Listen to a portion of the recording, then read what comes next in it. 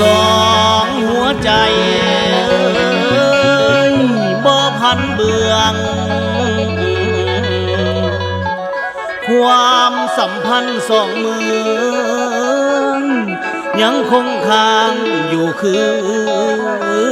ว่าระหว่างหาดทรายฟองกับเมืองไสเศรษฐาขันอาสาผูกมันกันไว้บ่เสื่อมคลายเป็นเมืองนองและอายเป็นเมืองนองและอายทั้งสองฝ่ายเคยปองดองบ่ได้มียามองเว้าคองกันสัมพันธ์ไว้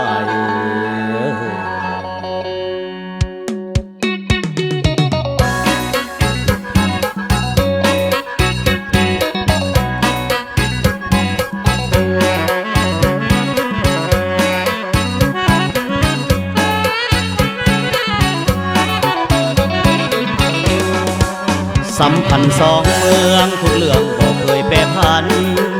มีความผูกพันห่วมกันไปทุกเส้นทางเวียกงานให้น้องก็ซอยบ่ป้าบ่วาง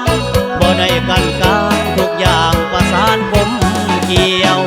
หนึ่งเดียวเน้นเหนียวบ่มีไว้วัน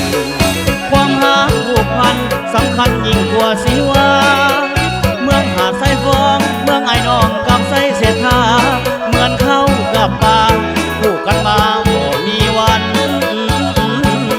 จาง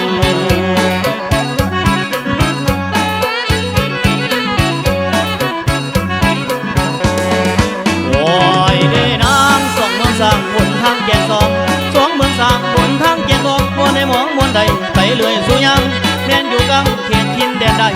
แม่นอยู่กำเขตทินแดนใดใจของคนสองเมืองบ่เครื่องแข่งอ่อนนั่งนอนอาวรถึงกันนั่งนอนอาวรถึงกันสายสัมพันธ์ก็พังทลายทุกคนพี่น้องยิงสาทุกคนพี่น้องยิงสาหักกันบ่หายจนสั่วสิว่ามีปลาก็แบ่งกันกินมีดินก็ปันกันอยู่ในซอยกันเปิดประตูในซอยกันเปิดประตูให้ก้าวสู่ความศรีวิไล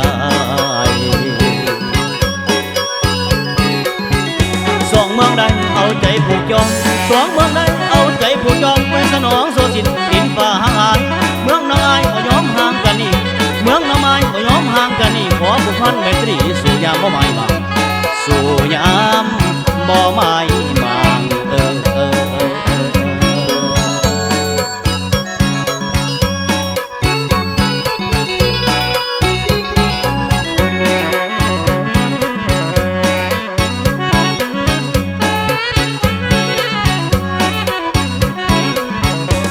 นั่งนอนอาวรถึงกันนั่งนอนอาวรถึงกันสายสัมพันธ์ก็พังทลายทุกคนพี่น้องยิงสา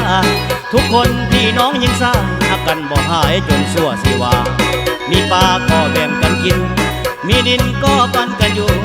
ในซอยกันเปิดประตูในซอยกันเปิดประตูให้ก้าวสู่ความศรีวิไลสองเมืองใดเอาใจผูกจองสองเมืองใดเอาใจผูกจองไว้สนองโซสินดินฟ้าห่างหายเมืองน้องอายก็ยอมห่างกันนี่เมืองน้องอายก็ยอมห่างกันนี่ขอผูกพันไมตรีสู่ยามบ่หมายบาง